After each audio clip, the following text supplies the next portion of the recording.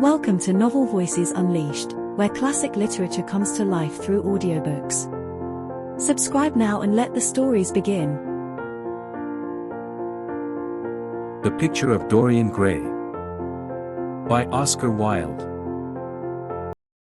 Chapter 11. For years, Dorian Gray could not free himself from the influence of this book. Or perhaps it would be more accurate to say that he never sought to free himself from it. He procured from Paris no less than 9 large paper copies of the first edition, and had them bound in different colors, so that they might suit his various moods and the changing fancies of a nature over which he seemed, at times, to have almost entirely lost control. The hero, the wonderful young Parisian in whom the romantic and the scientific temperaments were so strangely blended, became to him a kind of prefiguring type of himself. And, indeed, the whole book seemed to him to contain the story of his own life, written before he had lived it. In one point he was more fortunate than the novel's fantastic hero. He never knew, never, indeed, had any cause to know, that somewhat grotesque dread of mirrors, and polished metal surfaces, and still water which came upon the young Parisian so early in his life, and was occasioned by the sudden decay of a beau that had once, apparently, been so remarkable.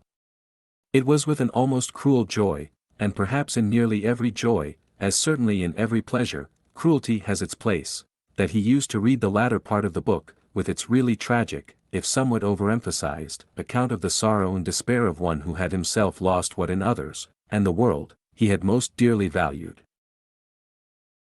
For the wonderful beauty that had so fascinated Basil Hallward, and many others besides him, seemed never to leave him. Even those who had heard the most evil things against him, and from time to time strange rumors about his mode of life crept through London and became the chatter of the clubs, could not believe anything to his dishonor when they saw him. He had always the look of one who had kept himself unspotted from the world. Men who talked grossly became silent when Dorian Gray entered the room. There was something in the purity of his face that rebuked them. His mere presence seemed to recall to them the memory of the innocence that they had tarnished. They wondered how one so charming and graceful as he was could have escaped the stain of an age that was at once sordid and sensual. Often, on returning home from one of those mysterious and prolonged absences that gave rise to such strange conjecture among those who were his friends, or thought that they were so, he himself would creep upstairs to the locked room, open the door with the key that never left him now, and stand, with a mirror, in front of the portrait that Basil Hallward had painted of him, looking now at the evil and aging face on the canvas, and now at the fair young face that laughed back at him from the polished glass. The very sharpness of the contrast used to quicken his sense of pleasure. He grew more and more enamored of his own beauty, more and more interested in the corruption of his own soul. He would examine with minute care, and sometimes with a monstrous and terrible delight, the hideous lines that seared the wrinkling forehead or crawled around the heavy sensual mouth, wondering sometimes which were the more horrible, the signs of sin or the signs of age. He would place his white hands beside the coarse bloated hands of the picture, and smile. He mocked the misshapen body and the failing limbs. There were moments, indeed, at night, when, lying sleepless in his own delicately scented chamber, or in the sordid room of the little ill-famed tavern near the docks which, under an assumed name and in disguise, it was his habit to frequent, he would think of the ruin he had brought upon his soul with a pity that was all the more poignant because it was purely selfish. But moments such as these were rare. That curiosity about life which Lord Henry had first stirred in him, as they sat together in the garden of their friend, seemed to increase with gratification. The more he knew, the more he desired to know. He had mad hungers that grew more ravenous as he fed them. Yet he was not really reckless, at any rate in his relations to society. Once or twice every month during the winter, and on each Wednesday evening while the season lasted, he would throw open to the world his beautiful house and have the most celebrated musicians of the day to charm his guests with the wonders of their art. His little dinners, in the settling of which Lord Henry always assisted him, were noted as much for the careful selection and placing of those invited, as for the exquisite taste shown in the decoration of the table, with its subtle symphonic arrangements of exotic flowers, and embroidered cloths, and antique plate of gold and silver. Indeed, there were many, especially among the very young men, who saw, or fancied that they saw, in Dorian Gray the true realization of a type of which they had often dreamed in Eton or Oxford days, a type that was to combine something of the real culture of the scholar with all the grace and distinction and perfect manner of a citizen of the world. To them he seemed to be of the company of those whom Dante describes as having sought to make themselves perfect by the worship of beauty. Like Gautier, he was one for whom the visible world existed. And, certainly, to him life itself was the first, the greatest, of the arts, and for it all the other arts seemed to be but a preparation. Fashion, by which what is really fantastic becomes for a moment universal, and dandyism, which, in its own way, is an attempt to assert the absolute modernity of beauty, had, of course, their fascination for him. His mode of dressing, and the particular styles that from time to time he affected, had their marked influence on the young exquisites of the Mayfair balls and Pall Mall club windows, who copied him in everything that he did, and tried to reproduce the accidental charm of his graceful, though to him only half-serious, fopperies. For, while he was but too ready to accept the position that was almost immediately offered to him on his coming of age, and found, indeed, a subtle pleasure in the thought that he might really become to the London of his own day what to imperial Neronian Rome the author of the Satyricon once had been, yet in his inmost heart he desired to be something more than a mere arbiter elegantiarum, to be consulted on the wearing of a jewel, or the knotting of a necktie, or the conduct of a cane. He sought to elaborate some new scheme of life that would have its reasoned philosophy and its ordered principles, and find in the spiritualizing of the senses its highest realization. The worship of the senses has often, and with much justice, been decried, men feeling a natural instinct of terror about passions and sensations that seem stronger than themselves, and that they are conscious of sharing with the less highly organized forms of existence. But it appeared to Dorian Gray that the true nature of the senses had never been understood, and that they had remained savage and animal merely because the world had sought to starve them into submission or to kill them by pain, instead of aiming at making them elements of a new spirituality, of which a fine instinct for beauty was to be the dominant characteristic. As he looked back upon man moving through history, he was haunted by a feeling of loss. So much had been surrendered. And to such little purpose. There had been mad willful rejections, monstrous forms of self-torture and self-denial, whose origin was fear and whose result was a degradation infinitely more terrible than that fancied degradation from which, in their ignorance, they had sought to escape, nature, in her wonderful irony, driving out the anchorite to feed with the wild animals of the desert and giving to the hermit the beasts of the field as his companions. Yes, there was to be, as Lord Henry had prophesied, a new hedonism that was to recreate life and to save it from that harsh uncomely puritanism that is having, in our own day, its curious revival. It was to have its service of the intellect, certainly, yet it was never to accept any theory or system that would involve the sacrifice of any mode of passionate experience. Its aim, indeed, was to be experience itself and not the fruits of experience, sweet or bitter as they might be. Of the asceticism that deadens the senses, as of the vulgar profligacy that dulls them, it was to know nothing. But it was to teach man to concentrate himself upon the moments of a life that is itself but a moment. There are few of us who have not sometimes wakened before dawn, either after one of those dreamless nights that make us almost enamored of death, or one of those nights of horror and misshapen joy, when through the chambers of the brain sweep phantoms more terrible than reality itself, and instinct with that vivid life that lurks in all grotesques, and that lends to Gothic art its enduring vitality, this art being, one might fancy, especially the art of those whose minds have been troubled with the malady of reverie. Gradually white fingers creep through the curtains, and they appear to tremble. In black fantastic shapes, dumb shadows crawl into the corners of the room and crouch there. Outside, there is the stirring of birds among the leaves, or the sound of men going forth to their work, or the sigh and sob of the wind coming down from the hills and wandering round the silent house, as though it feared to wake the sleepers and yet must needs call forth sleep from her purple cave. Veil after veil of thin dusky gauze is lifted, and by degrees the forms and colors of things are restored to them, and we watch the dawn remaking the world in its antique pattern. The wan mirrors get back their mimic life. The flameless tapers stand where we had left them, and beside them lies the half-cut book that we had been studying, or the wired flower that we had worn at the ball, or the letter that we had been afraid to read, or that we had read too often. Nothing seems to us changed. Out of the unreal shadows of the night comes back the real life that we had known.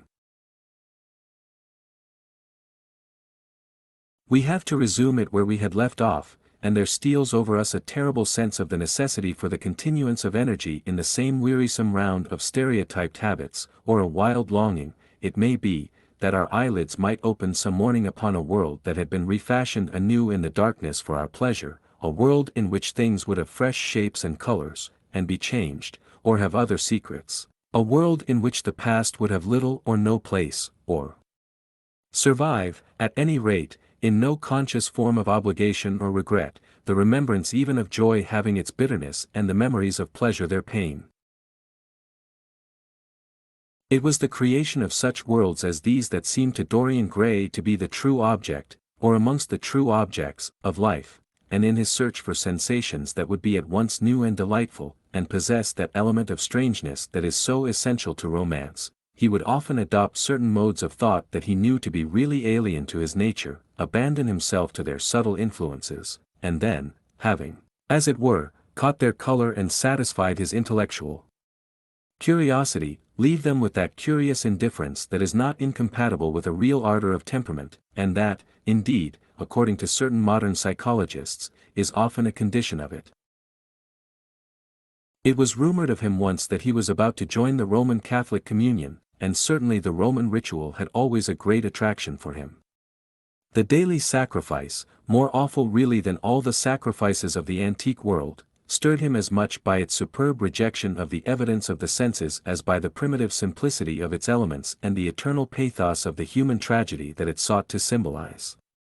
He loved to kneel down on the cold marble pavement and watch the priest, in his stiff flowered dalmatic, slowly and with white hands moving aside the veil of the tabernacle, or raising aloft the jeweled, lantern-shaped monstrance with that pallid wafer that at times, one would fain think, is indeed the panis caelestis. The bread of angels, or, robed in the garments of the passion of Christ, breaking the host into the chalice and smiting his breast for his sins.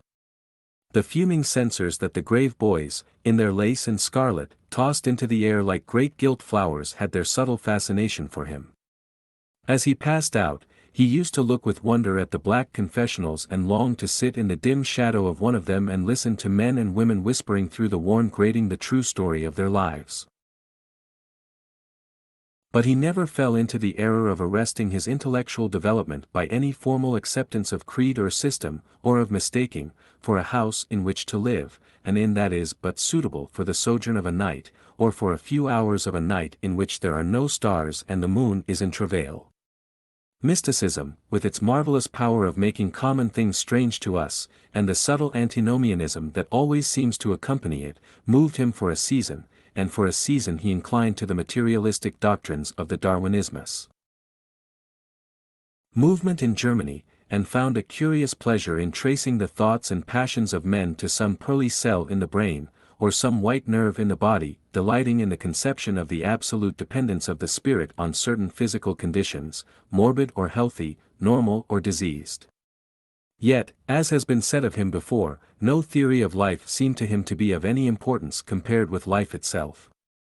He felt keenly conscious of how barren all intellectual speculation is when separated from action and experiment. He knew that the senses, no less than the soul, have their spiritual mysteries to reveal. And so he would now study perfumes and the secrets of their manufacture, distilling heavily scented oils and burning odorous gums from the East. He saw that there was no mood of the mind that had not its counterpart in the sensuous life, and set himself to discover their true relations, wondering what there was in frankincense that made one mystical, and in ambergris that stirred one's passions, and in violets that woke the memory of dead romances, and in musk that troubled the brain, and in champak that stained the imagination, and seeking often to elaborate a real psychology of perfumes, and to estimate the several influences of sweet smelling roots and scented, pollen-laden flowers, of aromatic balms and of dark and fragrant woods, of spikenard, that sickens, of hovenia, that makes men mad, and of aloes, that are said to be able to expel melancholy from the soul. At another time he devoted himself entirely to music, and in a long latticed room, with a vermilion and gold ceiling and walls of olive green lacquer, he used to give curious concerts in which mad gypsies tore wild music from little zither, or grave, yellow-shawled Tunisians plucked at the strained strings of monstrous lutes, while grinning Negroes beat monotonously upon copper drums and, crouching upon scarlet mats, slim turbaned Indians blew through long pipes of reed or brass and charmed, or feigned to charm, great hooded snakes and horrible horned adders. The harsh intervals and shrill discords of barbaric music stirred him at times when Schubert's Grace, and Chopin's Beautiful Sorrows, and the mighty harmonies of Beethoven himself, fell unheeded on his ear.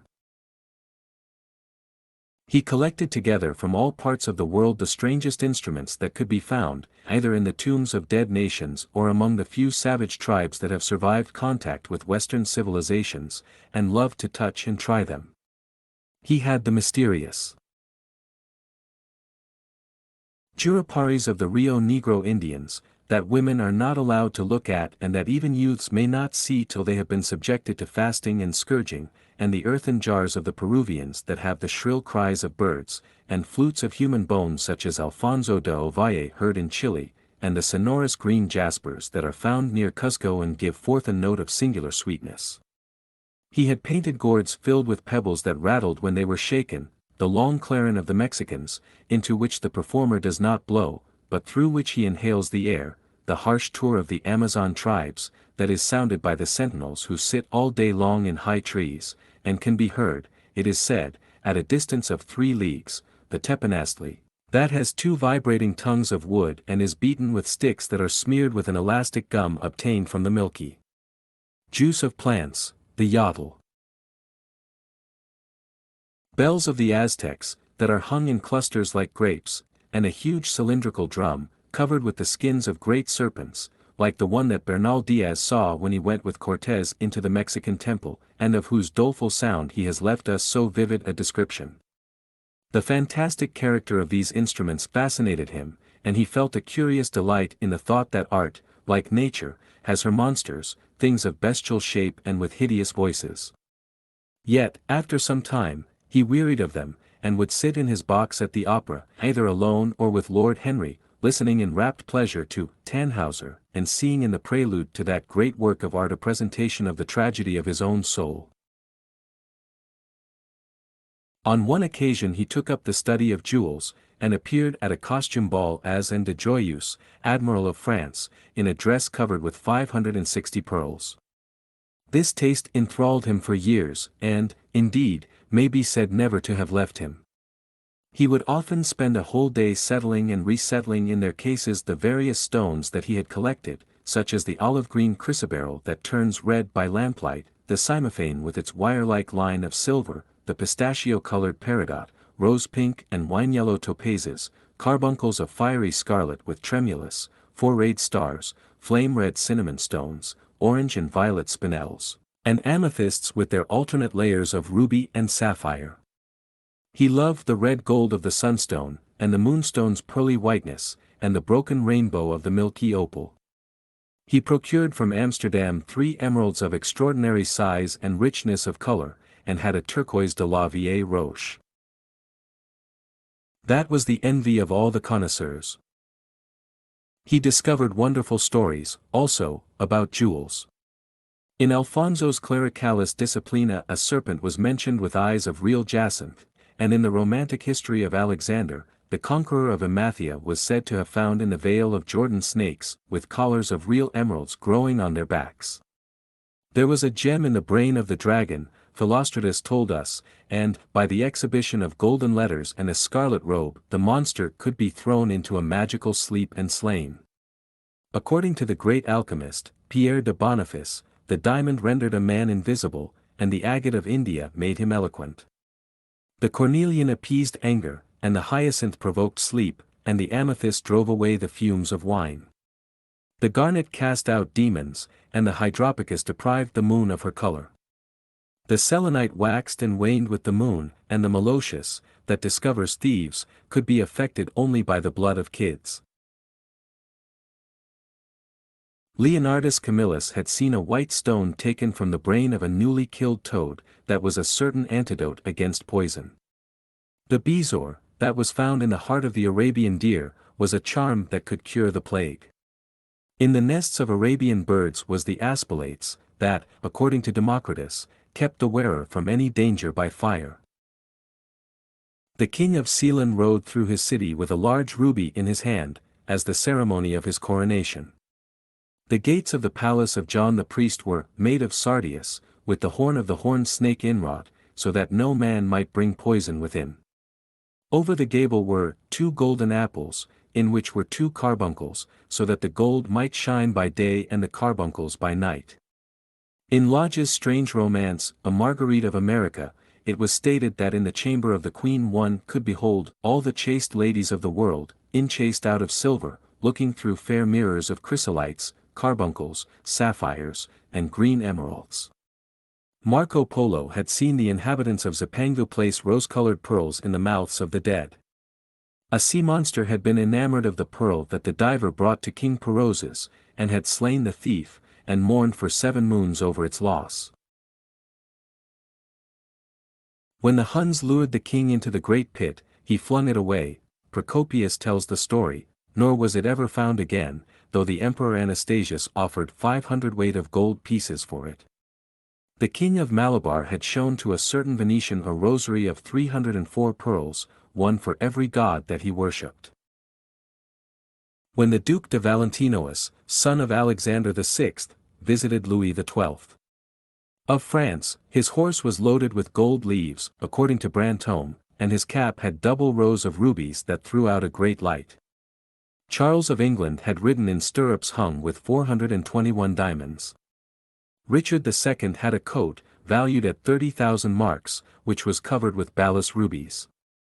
Hall described Henry VIII, on his way to the Tower previous to his coronation, as wearing a jacket of raised gold, the placard embroidered with diamonds and other rich stones, and a great bauderike about his neck of large balasses.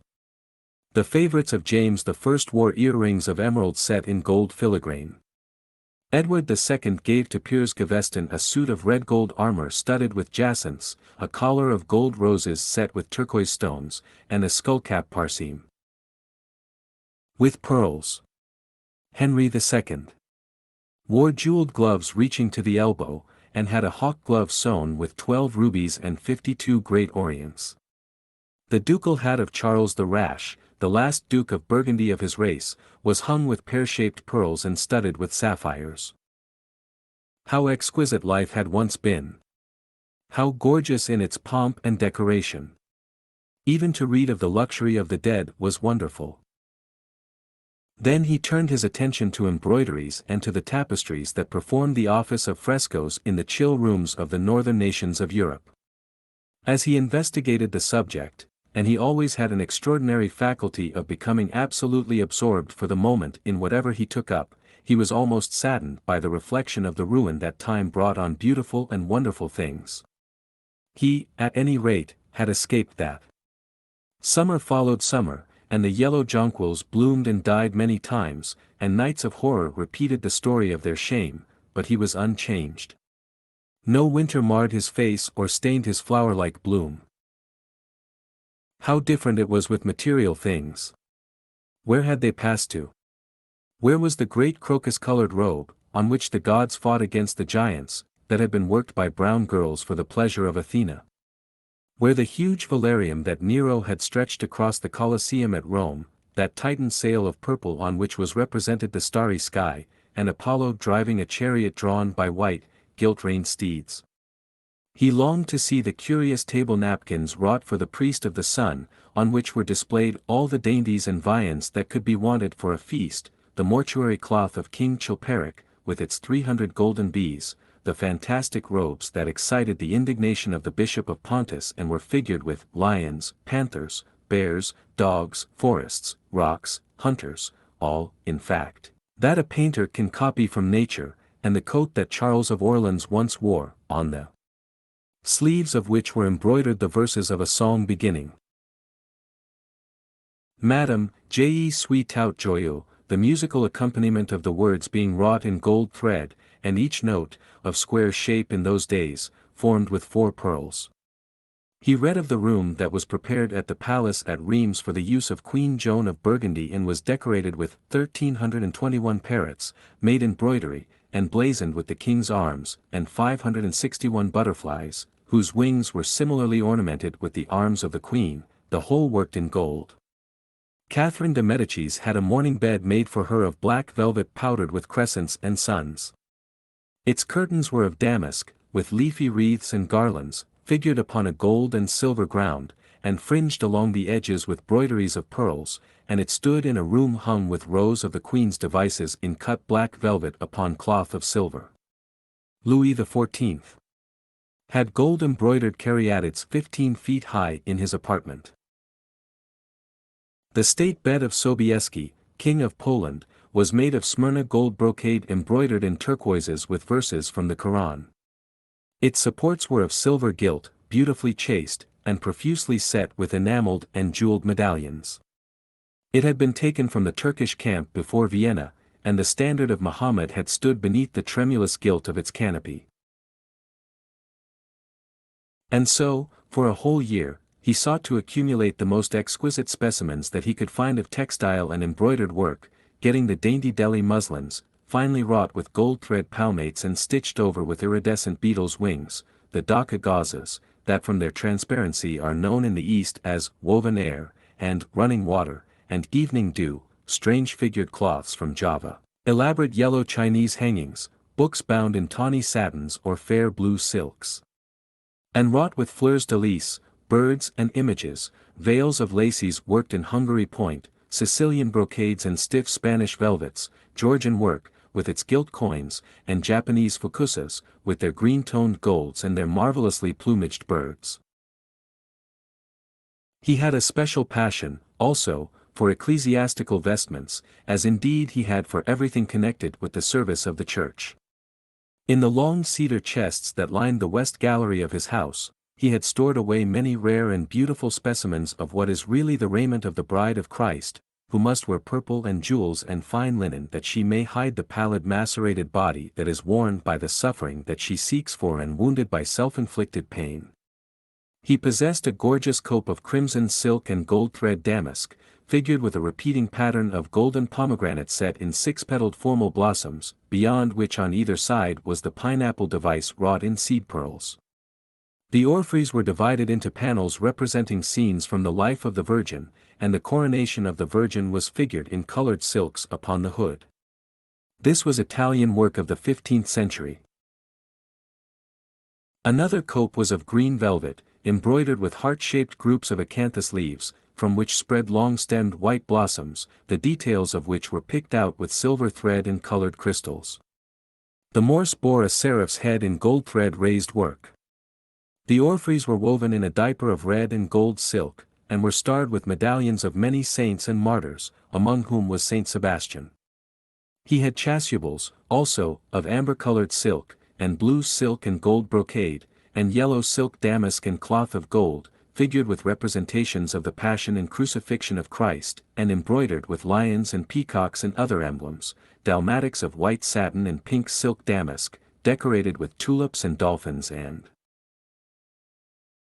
fleurs de lis, altar frontals of crimson velvet and blue linen, and many corporals, chalice veils, and sideria. In the mystic offices to which such things were put, there was something that quickened his imagination. For these treasures, and everything that he collected in his lovely house, were to be to him means of forgetfulness, modes by which he could escape, for a season, from the fear that seemed to him at times to be almost too great to be borne.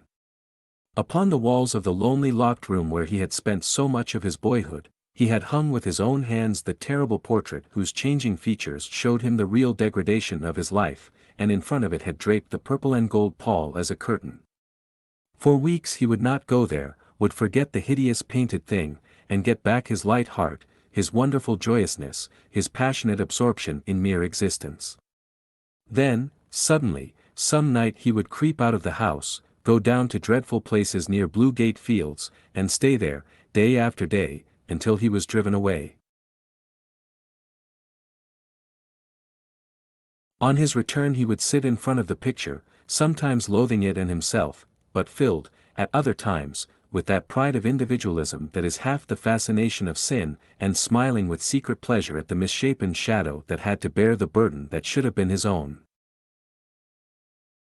After a few years he could not endure to be long out of England, and gave up the villa that he had shared at Trouville with Lord Henry, as well as the little white walled-in house at Algiers where they had more than once spent the winter.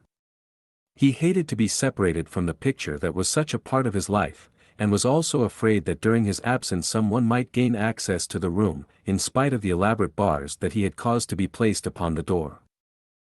He was quite conscious that this would tell them nothing. It was true that the portrait still preserved, under all the foulness and ugliness of the face, its marked likeness to himself, but what could they learn from that? He would laugh at anyone who tried to taunt him. He had not painted it.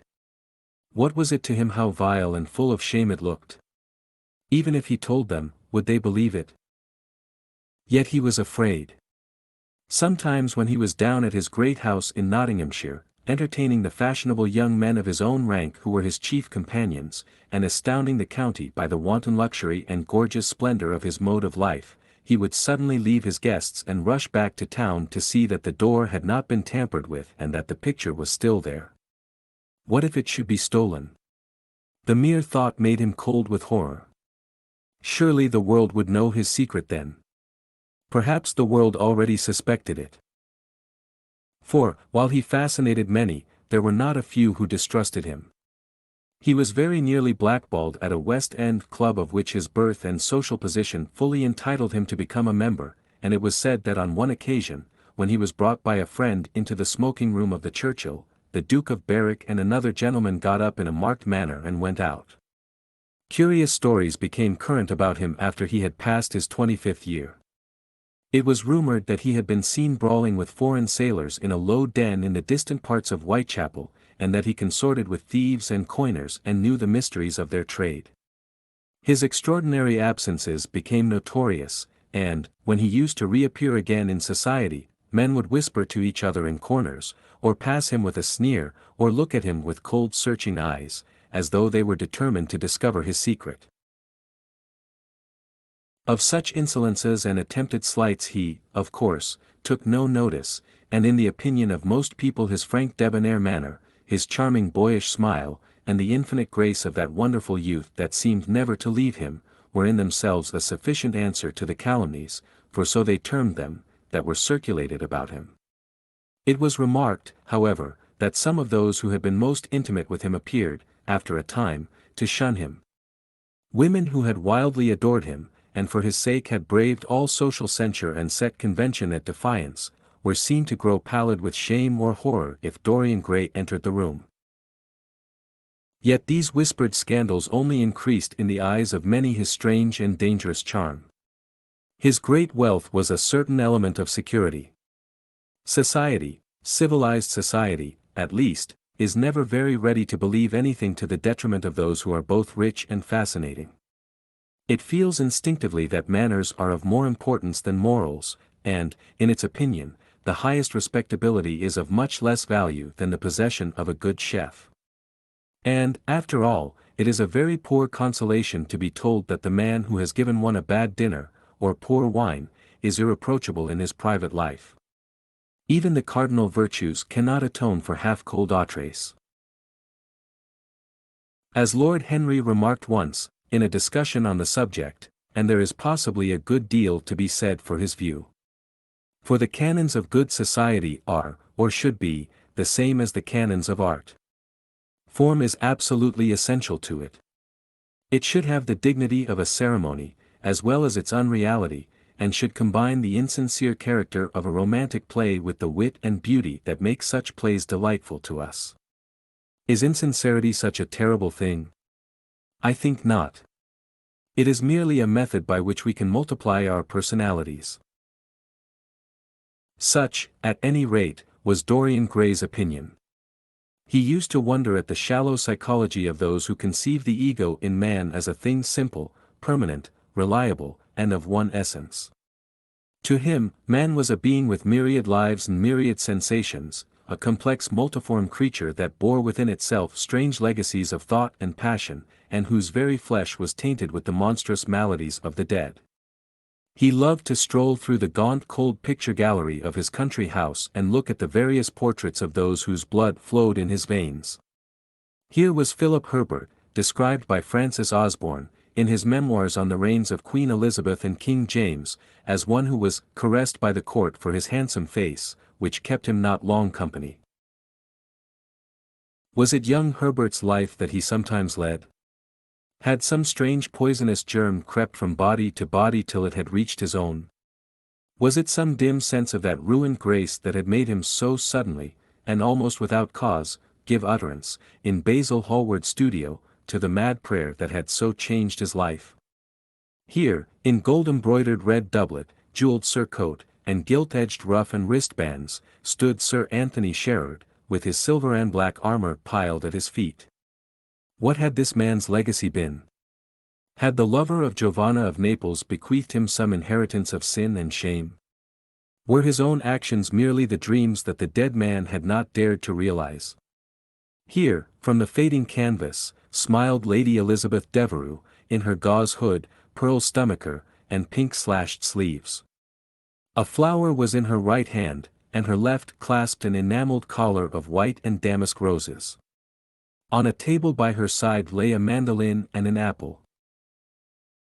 There were large green rosettes upon her little pointed shoes. He knew her life, and the strange stories that were told about her lovers. Had he something of her temperament in him? These oval, heavy-lidded eyes seemed to look curiously at him. What of George Willoughby, with his powdered hair and fantastic patches? How evil he looked! The face was saturnine and swarthy, and the sensual lips seemed to be twisted with disdain. Delicate lace ruffles fell over the lean yellow hands that were so overladen with rings. He had been a macaroni of the 18th century, and the friend, in his youth, of Lord Ferrars. What of the second Lord Beckenham, the companion of the Prince Regent in his wildest days, and one of the witnesses at the secret marriage with Mrs. Fitzherbert? How proud and handsome he was, with his chestnut curls and insolent pose. What passions had he bequeathed? The world had looked upon him as infamous. He had led the orgies at Carlton House. The star of the Garter glittered upon his breast. Beside him hung the portrait of his wife, a pallid, thin-lipped woman in black. Her blood, also, stirred within him. How curious it all seemed. And his mother with her Lady Hamilton face and her moist, wine-dashed lips, he knew what he had got from her. He had got from her his beauty, and his passion for the beauty of others. She laughed at him in her loose bacchanti dress. There were vine leaves in her hair. The purple spilled from the cup she was holding. The carnations of the painting had withered, but the eyes were still wonderful in their depth and brilliancy of color. They seemed to follow him wherever he went. Yet one had ancestors in literature as well as in one's own race, nearer perhaps in type and temperament, many of them, and certainly with an influence of which one was more absolutely conscious. There were times and it appeared to Dorian Gray that the whole of history was merely the record of his own life, not as he had lived it in act and circumstance, but as his imagination had created it for him, as it had been in his brain and in his passions. He felt that he had known them all, those strange terrible figures that had passed across the stage of the world and made sin so marvelous and evil so full of subtlety. It seemed to him that in some mysterious way their lives had been his own. The hero of the wonderful novel that had so influenced his life had himself known this curious fancy. In the 7th chapter he tells how, crowned with laurel, lest lightning might strike him, he had sat, as Tiberius, in a garden at Capri, reading the shameful books of Elephantis, while dwarfs and peacocks strutted round him and the flute-player mocked the swinger of the censer, and, as Caligula, had caroused with the green-shirt jockeys in their stables and supped in an ivory manger with a jewel-frontlet horse, and, as Domitian, had wandered through a corridor lined with marble mirrors, looking round with haggard eyes for the reflection of the dagger that was to end his days, and sick with that ennui, that terrible tedium vitae that comes on those to whom life denies nothing, and had peered through a clear emerald at the red shambles of the circus and then, in a litter of pearl and purple drawn by silver-shod mules, been carried through the street of pomegranates to a house of gold and heard men cry on Nero Caesar as he passed by, and, as Elagabalus, had painted his face with colors, and plied the distaff among the women, and brought the moon from Carthage and given her in mystic marriage to the sun.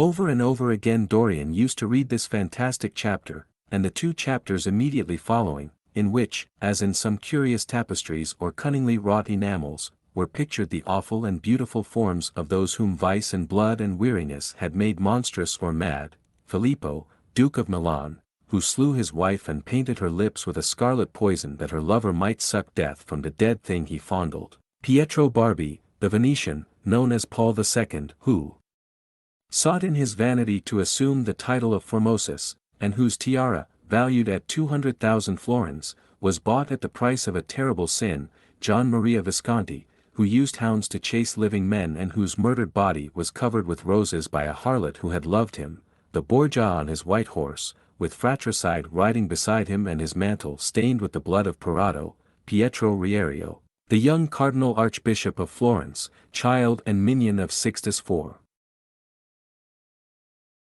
whose beauty was equalled only by his debauchery, and who received Leonora of Aragon in a pavilion of white and crimson silk, filled with nymphs and centaurs, and gilded a boy that he might serve at the feast as Ganymede or Hylas; Ezelin, whose melancholy could be cured only by the spectacle of death, and who had a passion for red blood, as other men have for red wine; the son of the fiend, as was reported, and one who had cheated his father at dice when gambling with him for his own soul; Giambattista Cibo, who in mockery took the name of innocent and into whose torpid veins the blood of 3 lads was infused by a Jewish doctor; Sigismondo Malatesta, the lover of Isotta and the lord of Rimini, whose effigy was burned at Rome as the enemy of God and man, who strangled Polissena with a napkin, and gave poison to Ginevra d'Este in a cup of emerald, and in honor of a shameful passion built a pagan church for Christian worship; Charles VI,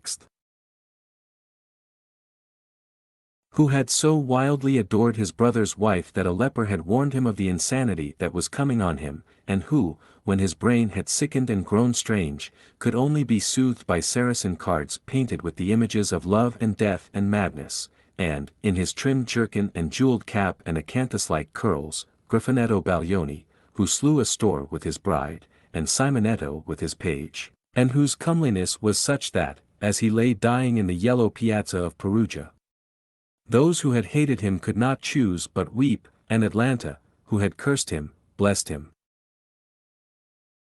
There was a horrible fascination in them all. He saw them at night, and they troubled his imagination in the day. The Renaissance knew of strange manners of poisoning by a helmet and a lighted torch, by an embroidered glove and a jeweled fan, by a gilded pomander and by an amber chain. Dorian Gray had been poisoned by a book. There were moments when he looked on evil simply as a mode through which he could realize his conception of the beautiful. Chapter 12. It was on the 9th of November, the eve of his own 38th birthday, as he often remembered afterwards. He was walking home about 11 o'clock from Lord Henry's, where he had been dining, and was wrapped in heavy furs, as the night was cold and foggy. At the corner of Grosvenor Square and South Audley Street, man passed him in the mist, walking very fast and with the collar of his grey ulster turned up. He had a bag in his hand. Dorian recognized him. It was Basil Hallward. A strange sense of fear, for which he could not account, came over him. He made no sign of recognition and went on quickly in the direction of his own house. But Hallward had seen him. Dorian heard him first stopping on the pavement and then hurrying after him. In a few moments, his hand was on his arm. "Dorian!" What an extraordinary piece of luck. I have been waiting for you in your library ever since 9 o'clock. Finally I took pity on your tired servant and told him to go to bed, as he let me out. I am off to Paris by the midnight train, and I particularly wanted to see you before I left. I thought it was you, or rather your fur coat, as you passed me. But I wasn't quite sure. Didn't you recognize me? In this fog, my dear Basil? Why, I can't even recognize Grosvenor Square. I believe my house is somewhere about here, but I don't feel at all certain about it. I am sorry you are going away, as I have not seen you for ages. But I suppose you will be back soon. No, I am going to be out of England for 6 months. I intend to take a studio in Paris and shut myself up till I have finished a great picture I have in my head. However, it wasn't about myself I wanted to talk. Here we are at your door. Let me come in for a moment. I have something to say to you. I shall be charmed. But won't you miss your train, said Dorian Gray languidly as he passed up the steps and opened the door with his latch key. The lamplight struggled out through the fog, and Hallward looked at his watch. I have heaps of time, he answered. The train doesn't go till 12:15, and it is only just 11. In fact, I was on my way to the club to look for you, when I met you. You see, I shan't have any delay about luggage, as I have sent on my heavy things. All I have with me is in this bag, and I can easily get to Victoria in 20 minutes. Dorian looked at him and smiled. What a way for a fashionable painter to travel. A Gladstone bag and an ulster. Come in, or the fog will get into the house. And mind you don't talk about anything serious. Nothing is serious nowadays. At least nothing should be. Hallward shook his head, as he entered, and followed Dorian into the library. There was a bright wood fire blazing in the large open hearth. The lamps were lit, and an open Dutch silver spirit case stood, with some siphons of soda water and large cut-glass tumblers, on a little marquetry table. You see, your servant made me quite at home, Dorian. He gave me everything I wanted, including your best gold-tipped cigarettes. He is a most hospitable creature. I like him much better than the Frenchman you used to have. What has become of the Frenchman, by the by? Dorian shrugged his shoulders. I believe he married Lady Radley's maid, and has established her in Paris as an English dressmaker. Anglomanie is very fashionable over there now, I hear. It seems silly of the French, doesn't it? But, do you know, he was not at all a bad servant. I never liked him, but I had nothing to complain about. One often imagines things that are quite absurd. He was really very devoted to me and seemed quite sorry when he went away. Have another brandy and soda? Or would you like Hock-and-Seltzer? I always take Hock-and-Seltzer myself. There is sure to be some in the next room. Thanks, I won't have anything more, said the painter, taking his cap and coat off and throwing them on the bag that he had placed in the corner. And now, my dear fellow, I want to speak to you seriously. Don't frown like that. You make it so much more difficult for me. What is it all about? Cried Dorian in his petulant way, flinging himself down on the sofa. I hope it is not about myself. I am tired of myself tonight. I should like to be somebody else. It is about yourself, answered Hallward in his grave deep voice, and I must say it to you. I shall only keep you half an hour. Dorian sighed and lit a cigarette. Half an hour, he murmured. It is not much to ask of you, Dorian, and it is entirely for your own sake that I am speaking. I think it right that you should know that the most dreadful things are being said against you in London. I don't wish to know anything about them. I love scandals about other people, but scandals about myself don't interest me. They have not got the charm of novelty. They must interest you, Dorian. Every gentleman is interested in his good name. You don't want people to talk of you as something vile and degraded. Of course, you have your position, and your wealth, and all that kind of thing. But position and wealth are not everything. Mind you, I don't believe these rumors at all. At least, I can't believe them when I see you. Sin is a thing that writes itself across a man's face. It cannot be concealed. People talk sometimes of secret vices. There are no such things. If a wretched man has a vice, it shows itself in the lines of his mouth, the droop of his eyelids, the molding of his hands even. Somebody, I won't mention his name, but you know him, came to me last year to have his portrait done. I had never seen him before, and had never heard anything about him at the time, though I have heard a good deal since. He offered an extravagant price. I refused him. There was something in the shape of his fingers that I hated. I know now that I was quite right in what I fancied about him. His life is dreadful. But you, Dorian, with your pure, bright, innocent face, and your marvelous untroubled youth, I can't believe anything against you. And yet I see you very seldom, and you never come down to the studio now, and when I am away from you, and I hear all these hideous things that people are whispering about you, I don't know what to say. Why is it, Dorian, that a man like the Duke of Berwick leaves the room of a club when you enter it? Why is it that so many gentlemen in London will neither go to your house or invite you to theirs? You used to be a friend of Lord Staveley. I met him at dinner last week. Your name happened to come up in conversation, in connection with the miniatures you have lent to the exhibition at the Dudley. Staveley curled his lip and said that you might have the most artistic tastes, but that you were a man whom no pure-minded girl should be allowed to know, and whom no chaste woman should sit in the same room with. I reminded him that I was a friend of yours, and asked him what he meant. He told me.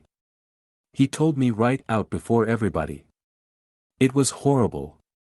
Why is your friendship so fatal to young men? There was that wretched boy in the Guards who committed suicide. You were his great friend. There was Sir Henry Ashton, who had to leave England with a tarnished name. You and he were inseparable. What about Adrian Singleton and his dreadful end? What about Lord Kent's only son and his career? I met his father yesterday in St. James's Street. He seemed broken with shame and sorrow. What about the young Duke of Perth? What sort of life has he got now? What gentleman would associate with him? Stop, Basil. You are talking about things of which you know nothing, said Dorian Gray, biting his lip, and with a note of infinite contempt in his voice. You ask me why Berwick leaves a room when I enter it. It is because I know everything about his life, not because he knows anything about mine. With such blood as he has in his veins, how could his record be clean? You ask me about Henry Ashton and young Perth. Did I teach the one his vices, and the other his debauchery? If Kent's silly son takes his wife from the streets, what is that to me? If Adrian Singleton writes his friend's name across a bill, am I his keeper? I know how people chatter in England. The middle classes air their moral prejudices over their gross dinner tables, and whisper about what they call the profligacies of their betters in order to try and pretend that they are in smart society and on intimate terms with the people they slander. In this country, it is enough for a man to have distinction and brains for every common tongue to wag against him. And what sort of lives do these people, who pose as being moral, lead themselves? My dear fellow, you forget that we are in the native land of the hypocrite. Dorian, cried Hallward, that is not the question. England is bad enough I know, and English society is all wrong. That is the reason why I want you to be fine. You have not been fine. One has a right to judge of a man by the effect he has over his friends. Yours seem to lose all sense of honor, of goodness, of purity. You have filled them with a madness for pleasure. They have gone down into the depths. You led them there. Yes, you led them there, and yet you can smile, as you are smiling now. And there is worse behind. I know you and Harry are inseparable. Surely for that reason, if for none other, you should not have made his sister's name a byword. Take care, Basil. You go too far. I must speak, and you must listen. You shall listen. When you met Lady Gwendolen, not a breath of scandal had ever touched her. Is there a single decent woman in London now who would drive with her in the park? Why, even her children are not allowed to live with her. Then there are other stories, stories that you have been seen creeping at dawn out of dreadful houses and slinking in disguise into the foulest dens in London. Are they true? Can they be true? When I first heard them, I laughed. I hear them now, and they make me shudder. What about your country house and the life that is led there? Dorian, you don't know what is said about you. I won't tell you that I don't want to preach to you. I remember Harry saying once that every man who turned himself into an amateur curate for the moment always began by saying that, and then proceeded to break his word. I do want to preach to you. I want you to lead such a life as will make the world respect you. I want you to have a clean name and a fair record. I want you to get rid of the dreadful people you associate with. Don't shrug your shoulders like that. Don't be so indifferent. You have a wonderful influence. Let it be for good, not for evil. They say that you corrupt everyone with whom you become intimate, and that it is quite sufficient for you to enter a house for shame of some kind to follow after. I don't know whether it is so or not. How should I know? But it is said of you. I am told things that it seems impossible to doubt. Lord Gloucester was one of my greatest friends at Oxford. He showed me a letter that his wife had written to him when she was dying alone in her villa at Mentone. Your name was implicated in the most terrible confession I ever read. I told him that it was absurd, that I knew you thoroughly and that you were incapable of anything of the kind. Know you? I wonder, do I know you? Before I could answer that, I should have to see your soul. To see my soul, muttered Dorian Gray, starting up from the sofa and turning almost white from fear. Yes, answered Hallward gravely, and with deep-toned sorrow in his voice, to see your soul. But only God can do that. A bitter laugh of mockery broke from the lips of the younger man. You shall see it yourself, tonight, he cried, seizing a lamp from the table. Come, it is your own handiwork. Why shouldn't you look at it? You can tell the world all about it afterwards, if you choose. Nobody would believe you. If they did believe you, they would like me all the better for it. I know the age better than you do, though you will prate about it so tediously. Come, I tell you. You have chattered enough about corruption. Now you shall look on it face to face. There was the madness of pride in every word he uttered. He stamped his foot upon the ground in his boyish insolent manner. He felt a terrible joy at the thought that someone else was to share his secret, and that the man who had painted the portrait that was the origin of all his shame was to be burdened for the rest of his life with the hideous memory of what he had done. Yes, he continued, coming closer to him and looking steadfastly into his stern eyes, I shall show you my soul. You shall see the thing that you fancy only God can see. Hallward started back. This is blasphemy, Dorian, he cried. You must not say things like that. They are horrible, and they don't mean anything. You think so? He laughed again. I know so. As for what I said to you tonight, I said it for your good. You know I have been always a stanch friend to you. Don't touch me. Finish what you have to say. A twisted flash of pain shot across the painter's face. He paused for a moment, and a wild feeling of pity came over him. After all, what right had he to pry into the life of Dorian Gray? If he had done a tithe of what was rumored about him, how much he must have suffered. Then he straightened himself up, and walked over to the fireplace, and stood there, looking at the burning logs with their frost-like ashes and their throbbing cores of flame. I am waiting, Basil, said the young man in a hard, clear voice. He turned round. What I have to say is this, he cried. You must give me some answer to these horrible charges that are made against you. If you tell me that they are absolutely untrue from beginning to end, I shall believe you. Deny them, Dorian, deny them. Can't you see what I am going through? My God! Don't tell me that you are bad, and corrupt, and shameful. Dorian Gray smiled. There was a curl of contempt in his lips. Come upstairs, Basil, he said quietly. I keep a diary of my life from day to day, and it never leaves the room in which it is written. I shall show it to you if you come with me. I shall come with you, Dorian, if you wish it.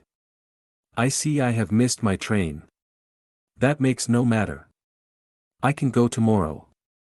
But don't ask me to read anything tonight. All I want is a plain answer to my question. That shall be given to you upstairs. I could not give it here. You will not have to read long. Chapter 13. He passed out of the room and began the ascent, Basil Hallward following close behind. They walked softly, as men do instinctively at night. The lamp cast fantastic shadows on the wall and staircase. A rising wind made some of the windows rattle. When they reached the top landing, Dorian set the lamp down on the floor, and taking out the key, turned it in the lock. You insist on knowing, Basil? He asked in a low voice.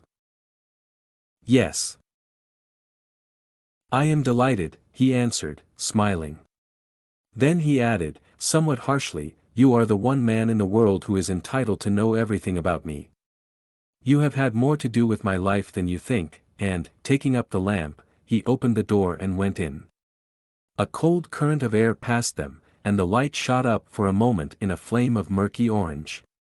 He shuddered. Shut the door behind you, he whispered, as he placed the lamp on the table. Hallward glanced round him with a puzzled expression. The room looked as if it had not been lived in for years. A faded Flemish tapestry, a curtained picture, an old Italian cassone, and an almost empty bookcase, that was all that it seemed to contain, besides a chair and a table. As Dorian Gray was lighting a half-burned candle that was standing on the mantelshelf, he saw that the whole place was covered with dust and that the carpet was in holes.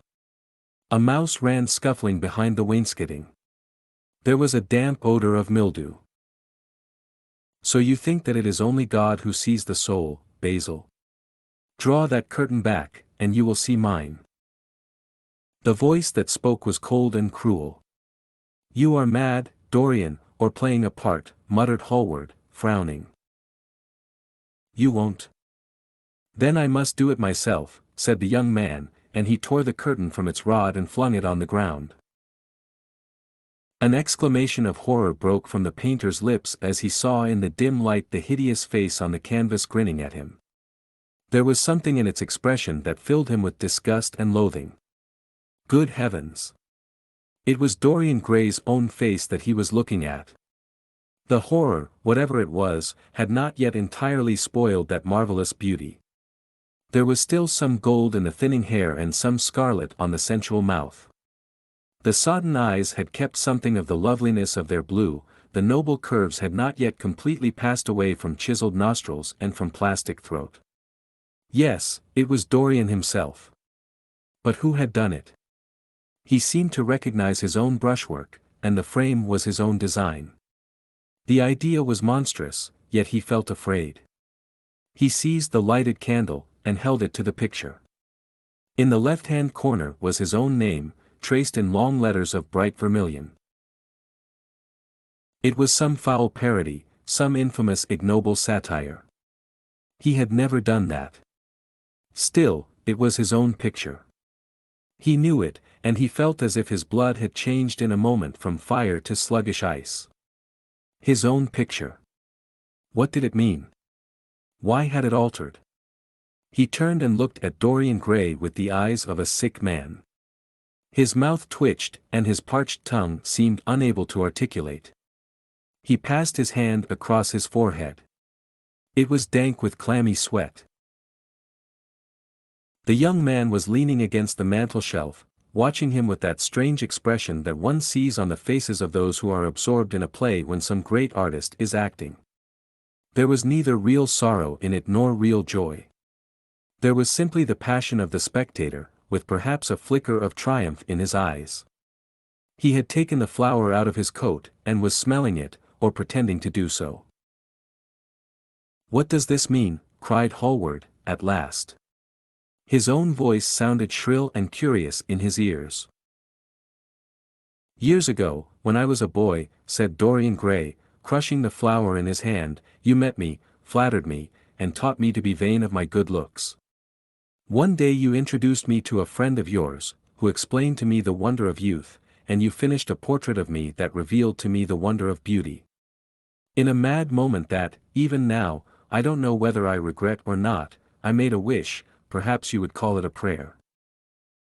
I remember it. Oh, how well I remember it. No. The thing is impossible. The room is damp. Mildew has got into the canvas.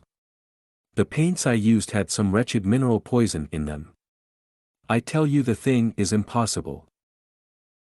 "Ah, what is impossible?" murmured the young man, going over to the window and leaning his forehead against the cold, mist-stained glass. "You told me you had destroyed it. I was wrong. It has destroyed me. I don't believe it is my picture." "Can't you see your ideal in it?" said Dorian bitterly. "My ideal, as you call it. As you called it. There was nothing evil in it, nothing shameful.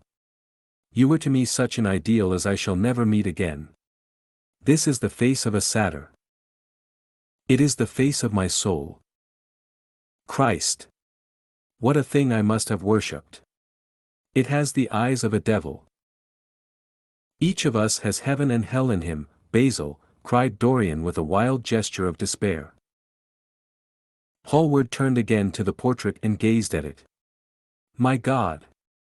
If it is true," he exclaimed, "and this is what you have done with your life, why, you must be worse even than those who talk against you fancy you to be." He held the light up again to the canvas and examined it.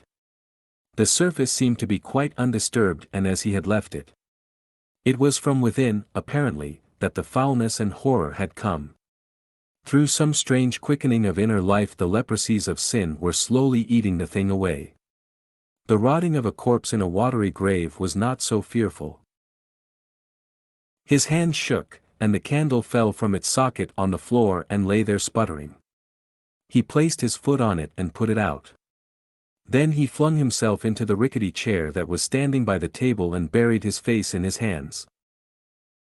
Good God, Dorian, what a lesson! What an awful lesson! There was no answer, but he could hear the young man sobbing at the window. "Pray, Dorian, pray," he murmured. "What is it that one was taught to say in one's boyhood? Lead us not into temptation. Forgive us our sins. Wash away our iniquities. Let us say that together. The prayer of your pride has been answered.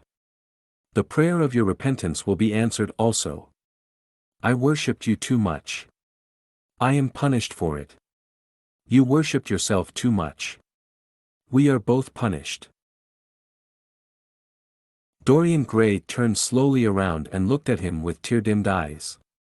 "It is too late, Basil," he faltered. "It is never too late, Dorian. Let us kneel down and try if we cannot remember a prayer. Isn't there a verse somewhere, though your sins be as scarlet, yet I will make them as white as snow? Those words mean nothing to me now." "Hush! Don't say that. You have done enough evil in your life. My God! Don't you see that accursed thing leering at us?" Dorian Gray glanced at the picture, and suddenly an uncontrollable feeling of hatred for Basil Hallward came over him, as though it had been suggested to him by the image on the canvas, whispered into his ear by those grinning lips. The mad passions of a hunted animal stirred within him, and he loathed the man who was seated at the table, more than in his whole life he had ever loathed anything. He glanced wildly around. Something glimmered on the top of the painted chest that faced him. His eye fell on it. He knew what it was. It was a knife that he had brought up, some days before, to cut a piece of cord, and had forgotten to take away with him. He moved slowly towards it, passing Hallward as he did so. As soon as he got behind him, he seized it and turned round. Hallward stirred in his chair as if he was going to rise. He rushed at him and dug the knife into the great vein that is behind the ear, crushing the man's head down on the table and stabbing again and again. There was a stifled groan and the horrible sound of someone choking with blood. 3 times the outstretched arms shot up convulsively, waving grotesque, stiff-fingered hands in the air. He stabbed him twice more, but the man did not move. Something began to trickle on the floor. He waited for a moment, still pressing the head down. Then he threw the knife on the table, and listened. He could hear nothing, but the drip, drip on the threadbare carpet. He opened the door and went out on the landing. The house was absolutely quiet. No one was about. For a few seconds he stood bending over the balustrade and peering down into the black seething well of darkness. Then he took out the key and returned to the room, locking himself in as he did so. The thing was still seated in the chair, straining over the table with bowed head, and humped back, and long fantastic arms. Had it not been for the red jagged tear in the neck and the clotted black pool that was slowly widening on the table, one would have said that the man was simply asleep. How quickly it had all been done! He felt strangely calm, and walking over to the window, opened it and stepped out on the balcony. The wind had blown the fog away, and the sky was like a monstrous peacock's tail, starred with myriads of golden eyes. He looked down and saw the policeman going his rounds and flashing the long beam of his lantern on the doors of the silent houses. The crimson spot of a prowling hansom gleamed at the corner and then vanished. A woman in a fluttering shawl was creeping slowly by the railings, staggering as she went. Now and then she stopped and peered back. Once, she began to sing in a hoarse voice. The policeman strolled over and said something to her. She stumbled away, laughing. A bitter blast swept across the square. The gas lamps flickered and became blue, and the leafless trees shook their black iron branches to and fro. He shivered and went back, closing the window behind him. Having reached the door, he turned the key and opened it. He did not even glance at the murdered man. He felt that the secret of the whole thing was not to realize the situation. The friend who had painted the fatal portrait to which all his misery had been due had gone out of his life. That was enough. Then he remembered the lamp.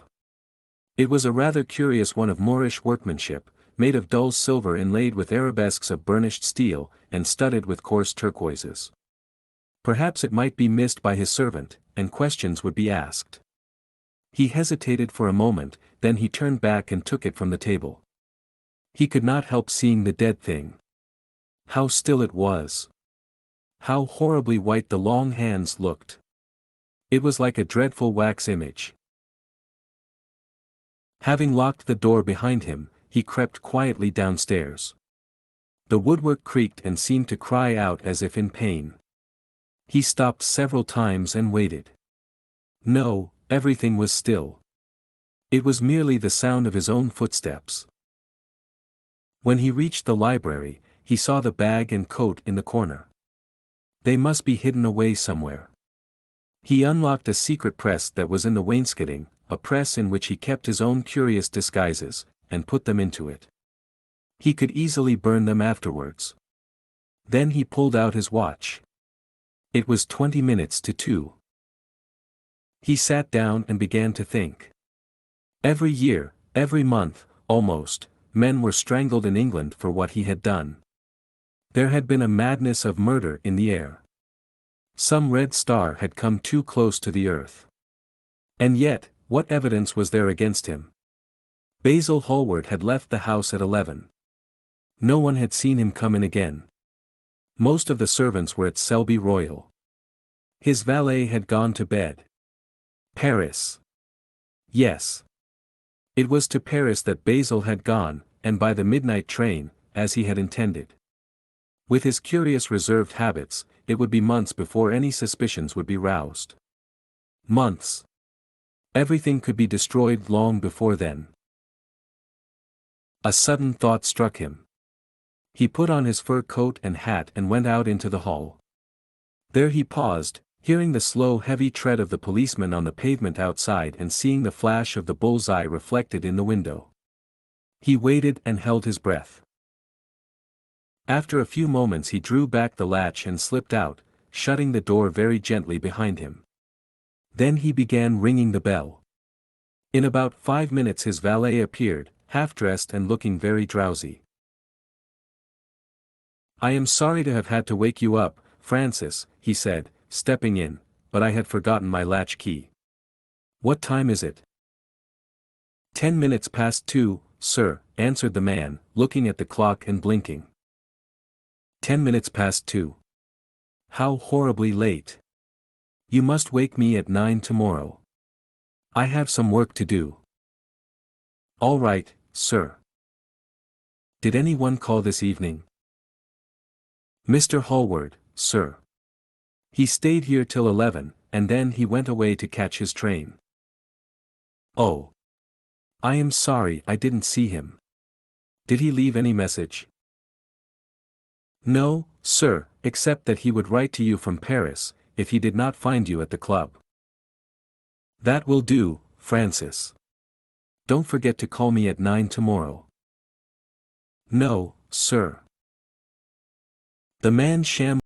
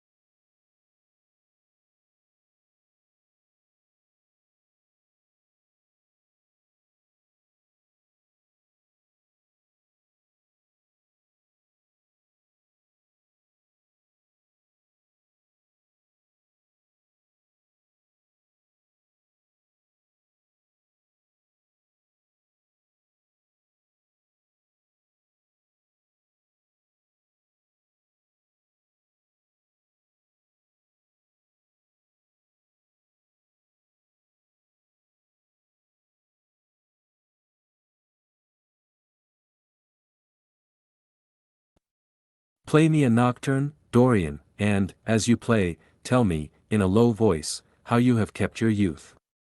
You must have some secret. I am only 10 years older than you are, and I am wrinkled, and worn, and yellow. You are really wonderful, Dorian. You have never looked more charming than you do tonight. You remind me of the day I saw you first. You were rather cheeky, very shy, and absolutely extraordinary. You have changed, of course, but not in appearance. I wish you would tell me your secret.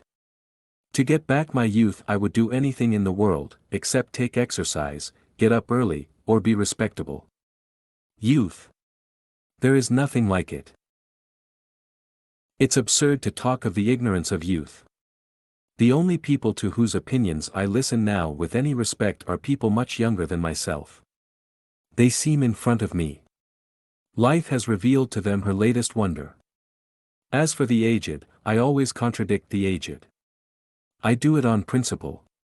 If you ask them their opinion on something that happened yesterday, they solemnly give you the opinions current in 1820, when people wore high stocks, believed in everything, and knew absolutely nothing.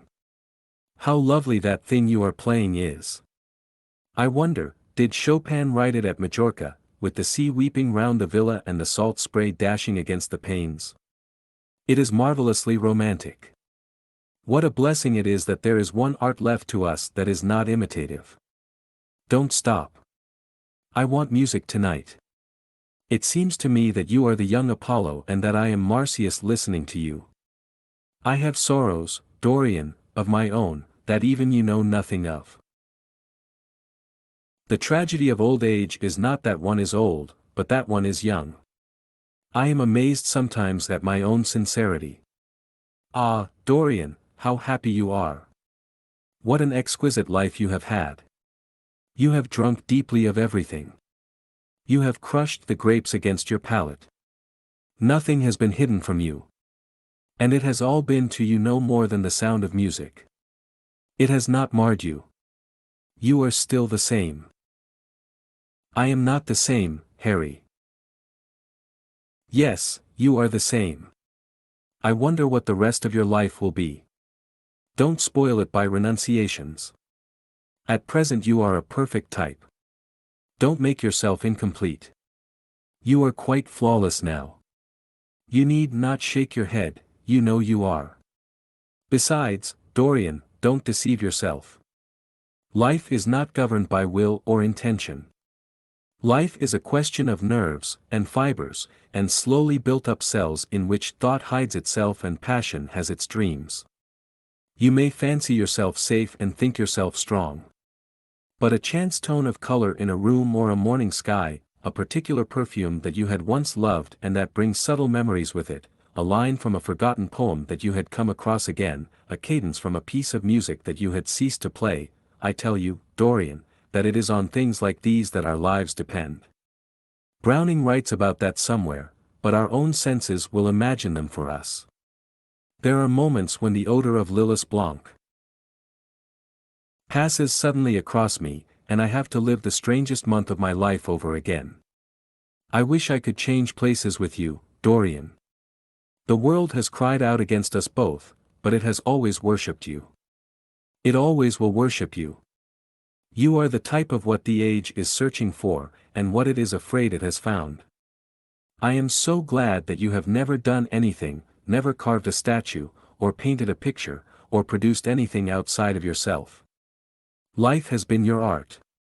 You have set yourself to music. Your days are your sonnets. Dorian rose up from the piano and passed his hand through his hair. Yes, life has been exquisite, he murmured, but I am not going to have the same life, Harry. And you must not say these extravagant things to me. You don't know everything about me. I think that if you did, even you would turn from me. You laugh. Don't laugh. Why have you stopped playing, Dorian? Go back and give me the nocturne over again. Look at that great, honey-colored moon that hangs in the dusky air. She is waiting for you to charm her, and if you play she will come closer to the earth. You won't. Let us go to the club, then. It has been a charming evening, and we must end it charmingly. There is someone at White's who wants immensely to know you, young Lord Poole, Bournemouth's eldest son. He has already copied your neckties, and has begged me to introduce him to you. He is quite delightful and rather reminds me of you. I hope not, said Dorian with a sad look in his eyes. But I am tired tonight, Harry. I shan't go to the club. It is nearly 11, and I want to go to bed early. Do stay. You have never played so well as tonight. There was something in your touch that was wonderful. It had more expression than I had ever heard from it before. It is because I am going to be good, he answered, smiling. I am a little changed already. You cannot change to me, Dorian, said Lord Henry. You and I will always be friends. Yet you poisoned me with a book once. I should not forgive that. Harry, promise me that you will never lend that book to anyone. It does harm. My dear boy, you are really beginning to moralize. You will soon be going about like the converted, and the revivalist, warning people against all the sins of which you have grown tired. You are much too delightful to do that. Besides, it is no use. You and I are what we are, and will be what we will be. As for being poisoned by a book, there is no such thing as that. Art has no influence upon action. It annihilates the desire to act. It is superbly sterile. The books that the world calls immoral are books that show the world its own shame. That is all. But we won't discuss literature. Come round tomorrow. I am going to ride at 11. We might go together, and I will take you to lunch afterwards with Lady Branksome. She is a charming woman, and wants to consult you about some tapestries she is thinking of buying. Mind you come. Or shall we lunch with our little Duchess? She says she never sees you now. Perhaps you are tired of Gladys? I thought you would be. Her clever tongue gets on one's nerves. Well, in any case, be here at 11. Must I really come, Harry? Certainly. The park is quite lovely now. I don't think there have been such lilacs since the year I met you. Very well. I shall be here at 11, said Dorian. Good night, Harry. As he reached the door, he hesitated for a moment, as if he had something more to say. Then he sighed and went out. Chapter 20. It was a lovely night, so warm that he threw his coat over his arm and did not even put his silk scarf round his throat. As he strolled home, smoking his cigarette, two young men in evening dress passed him. He heard one of them whisper to the other, "That is Dorian Gray."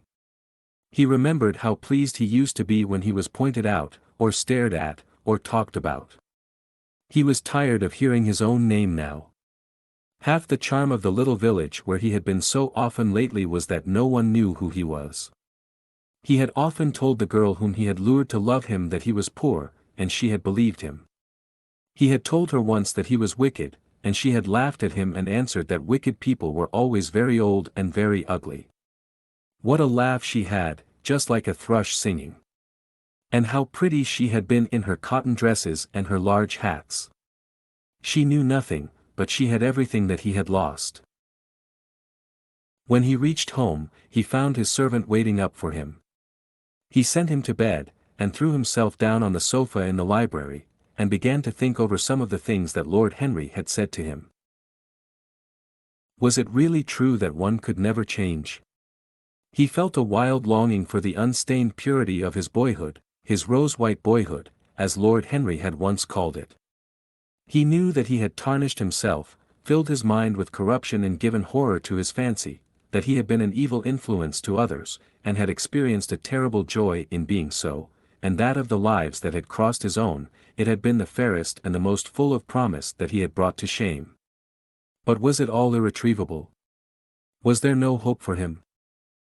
Ah! In what a monstrous moment of pride and passion he had prayed that the portrait should bear the burden of his days, and he keep the unsullied splendor of eternal youth. All his failure had been due to that. Better for him that each sin of his life had brought its sure swift penalty along with it. There was purification in punishment. Not, "Forgive us our sins," but, "Smite us for our iniquities," should be the prayer of man to a most just God. The curiously carved mirror that Lord Henry had given to him, so many years ago now, was standing on the table, and the white-limbed cupids laughed round it as of old. He took it up, as he had done on that night of horror when he had first noted the change in the fatal picture, and with wild, tear-dimmed eyes looked into its polished shield. Once, someone who had terribly loved him had written to him a mad letter, ending with these idolatrous words: "The world is changed because you are made of ivory and gold. The curves of your lips rewrite history."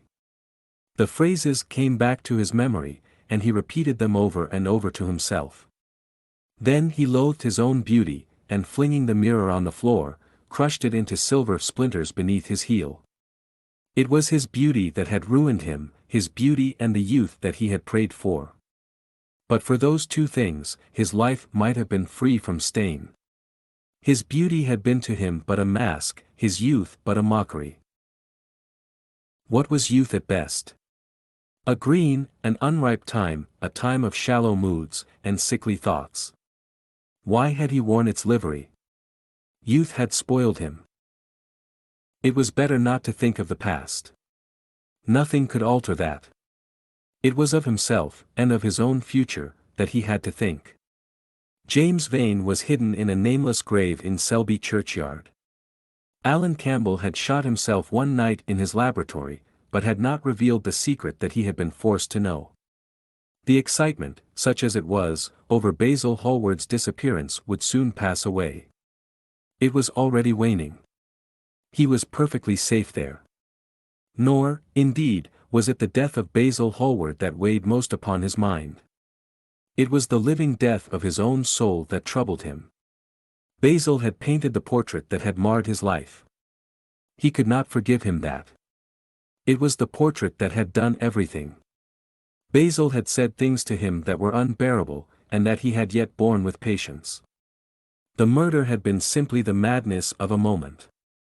As for Alan Campbell, his suicide had been his own act. He had chosen to do it. It was nothing to him. A new life. That was what he wanted. That was what he was waiting for. Surely he had begun it already. He had spared one innocent thing, at any rate. He would never again tempt innocence. He would be good. As he thought of Hetty Merton, he began to wonder if the portrait in the locked room had changed. Surely it was not still so horrible as it had been.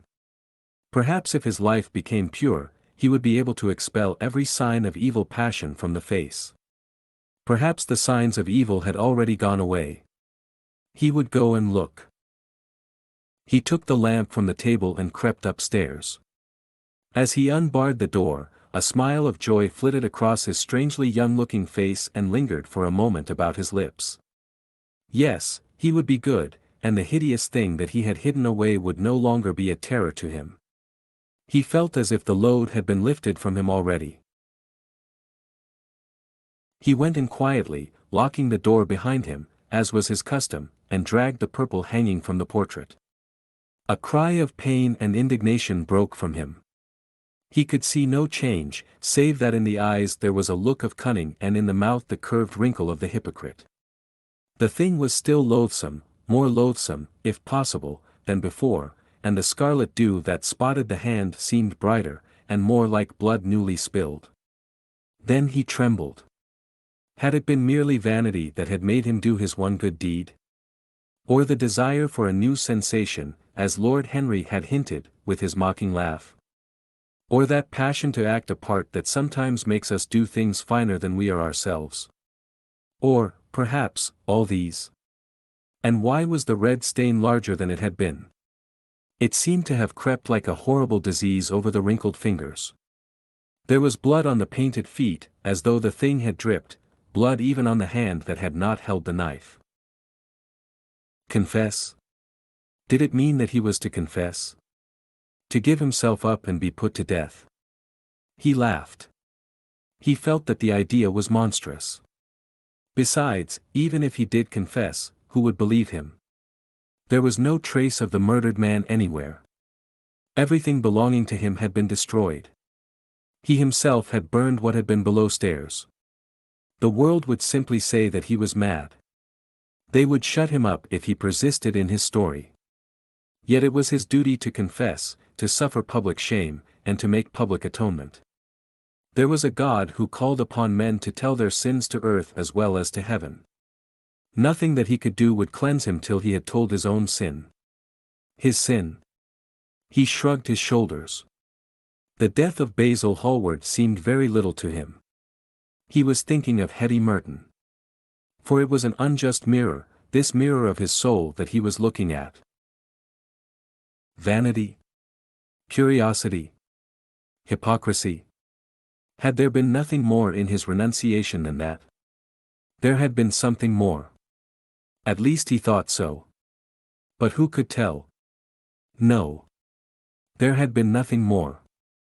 Through vanity he had spared her. In hypocrisy he had worn the mask of goodness.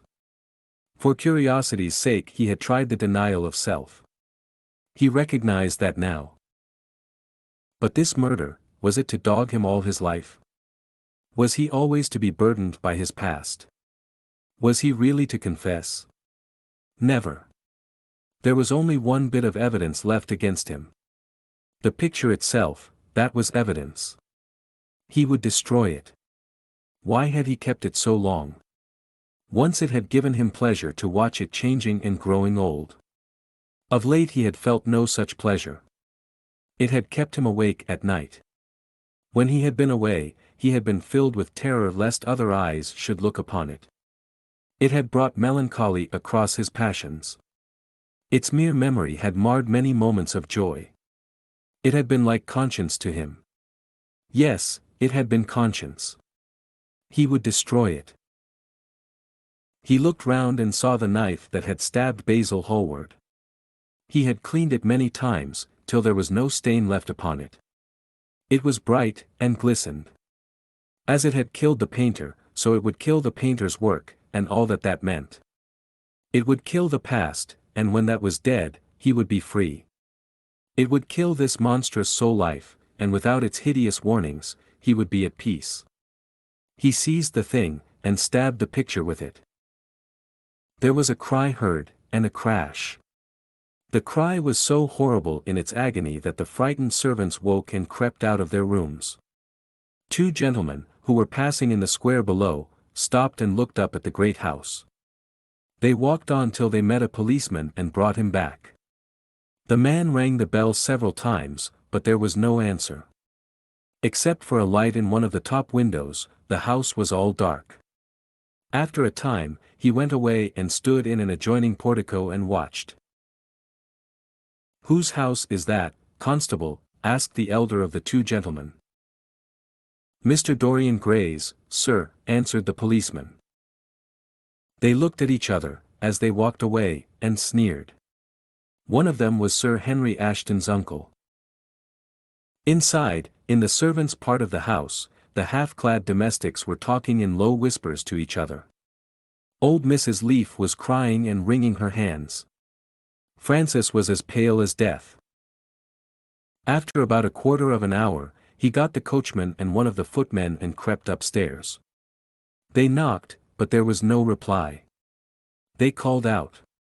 Everything was still. Finally, after vainly trying to force the door, they got on the roof and dropped down on to the balcony. The windows yielded easily, their bolts were old. When they entered, they found hanging upon the wall a splendid portrait of their master as they had last seen him, in all the wonder of his exquisite youth and beauty. Lying on the floor was a dead man, in evening dress, with a knife in his heart. He was withered, wrinkled, and loathsome of visage. It was not till they had examined the rings that they recognized who it was.